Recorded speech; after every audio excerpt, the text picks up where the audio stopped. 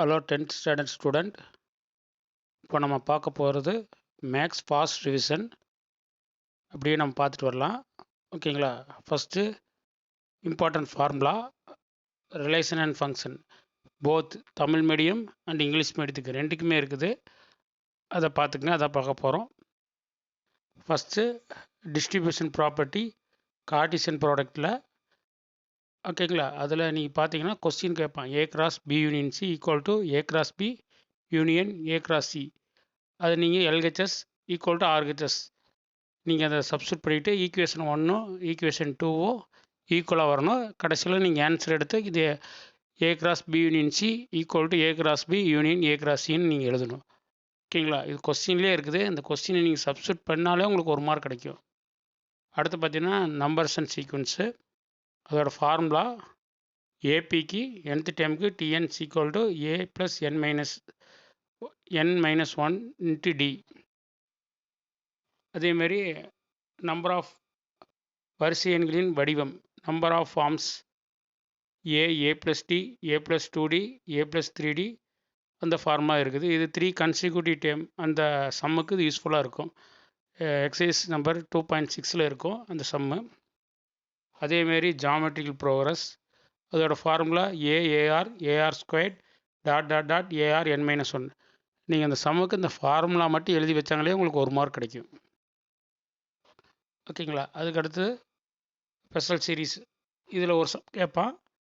Special சீரீஸில் important sum பார்த்திங்கன்னா Rekha sum இருக்குது. எக்ஸசைஸ் 2.9ல் 6th சம்.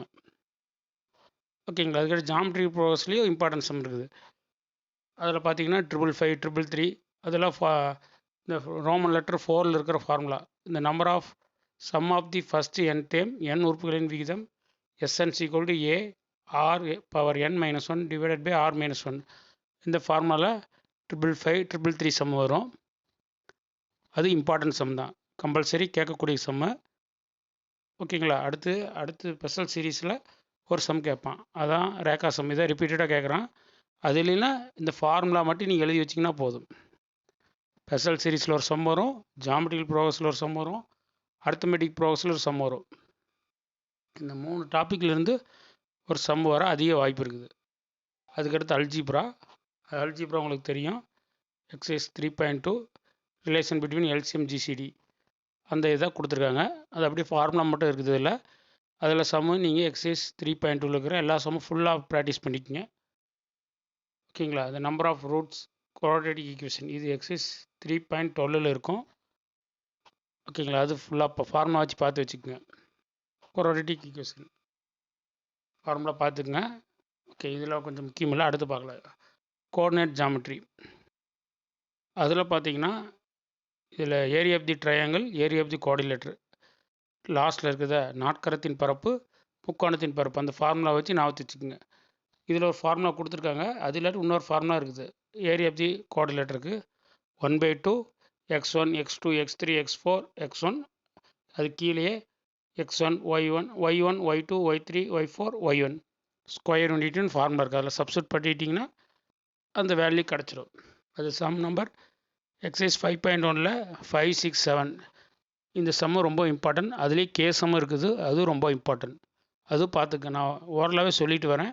எக்ஸசைஸ் வைஸ் நான் சொல்கிறேன், நோட் பண்ணி வச்சுக்கோங்க. அதெல்லாம் கம்பல்சரி கேட்கக்கூடிய சம்மு. டிக்னாமெட்ரி ரேஷியோ, அதுலேயும் இதே தான். டிக்னாமெட்ரி ரேஷியோ ஸ்லோன்னு இருக்குது. கொஸ்டினவே நீங்கள் எடுத்து எழுதினாலும் மார்க் கொடுத்துருப்பாங்க. LHS RHS. ஓகேங்களா? அது எல்ஹெச்எஸ் ஆர்ஹெச்எஸ் இருக்கும், அந்த எடுத்து எழுதினாவே உங்களுக்கு மார்க் கிடைக்கும். இதில் வெறும் ஃபார்முலா தான். அதேமாரி மென்சுரேஷன், இது ஃபார்முலா மனப்பாடம் பண்ணி வச்சுக்கோங்க. அட்லீஸ்ட் ஸ்பியர், அதோட வால்யூம் ஆச்சு மனப்பாடம் பண்ணி வச்சுக்கோங்க. Volume of solid cylinder, volume of sphere, volume of hemisphere. Okay, volume of cube. Volume of cube கூட வேண்டாம், நீங்கள் சிலிண்டரு, ஸ்பியர், செமிஸ்பியர், அதை மட்டும் நீங்கள் மனப்பாடம் பண்ணாலும் ஒரு சம் அட்டன் பண்ணலாம். அந்த எக்ஸசைஸ் 7.3, 7.4 பார்த்தாலும் உங்களுக்கு அது யூஸ்ஃபுல்லாக இருக்கும். அதில் இந்த சம் தான் அதிகமாக இந்த ஃபார்முலா தான் அதிகமாக யூஸ் பண்ணியிருக்காங்க. அதேமாதிரி statistics property, statistics and probability, புள்ளியியல் மற்றும் நிகழ்தகவு, அது 8th சாப்டர். அது ஃபுல்லாக பார்த்துக்குங்க. எக்ஸைஸ் 8.3 8.4 அது நல்லா பார்த்துக்குங்க. அதில் பார்த்தீங்கன்னா ரேஞ்ச் 2 மார்க் சம் கேட்பான். ரேஞ்சு கோஃபிஷியன்ட் ரேஞ்ச் அதை மட்டும் பார்த்தா போதும். R equal L minus S L S minus R L minus S divided by L plus S இதையும் பார்த்துக்குங்க. அதேமாரி ஸ்டாண்டர்ட் டிவியேஷன் முடிஞ்சால் சாய்ஸில் விட்டுருங்க. அதுக்கடுத்து 2 மார்க்கில் கோஃபிஷியன்ட் வேரியேஷன் மாறுபாட்டு கிலோ C V C equal to sigma 1 divided by x1 into 100 இந்த ஃபார்முலா எழுதி வச்சாலும் உங்களுக்கு 1 மார்க் கிடைக்கும். ஓகேங்களா? அப்படியே ஸ்க்ரோல் பண்ணுற பாருங்கள். ரிலேஷன் அண்ட் ஃபங்க்ஷன் இது அப்படியே கொடுத்துருக்காங்க. இது ஒரு ஃபார்முலா மட்டும்தான் இருக்குது இந்த சீட்டில்.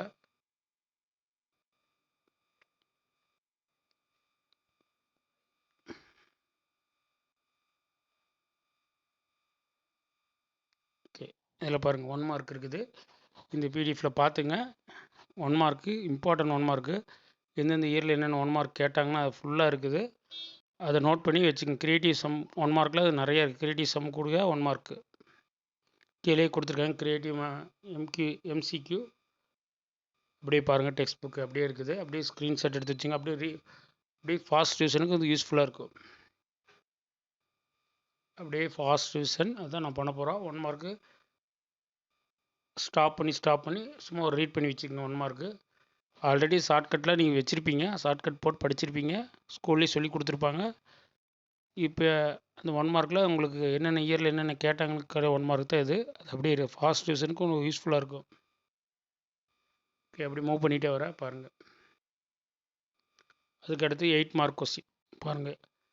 இதில் நிறைய 8 மார்க் கொஸ்டினில் எல்லோரும் மேக்ஸிமம் என்ன மிஸ்டேக் பண்ணுவாங்கன்னா பி டேஷ் கியூ டேஷ் எப்போவுமே நியூமரேட்டருக்கு மட்டும்தான் டேஷ் போடணும். அதை நல்லா நோட் பண்ணி வச்சுக்கோங்க. உங்கள் ஸ்கூலில் கன்ஸ்ட்ரக்ஷன் எழுத சொன்னால் எழுதுங்க. ஓனாக எழுதி வைங்க. நீ கன்ஸ்ட்ரக்ஷன் எழுதுறியோ இல்லையோ அதில் ரஃப் டயக்ராம் மெயின் டயக்ராம் போடணும் சிமிலர் ட்ரையாங்கிளுக்கு. ஓகேங்களா? அதுக்கப்புறம் பார்த்தீங்கன்னா டேஞ்சன்ட் இது வேண்டாம். டேஞ்சன்ட் பார்த்துக்குங்க. ஓகே, டேஞ்சன்ட் பாருங்கள். ஒரு மாடல் சம் கொடுத்துருக்கான்.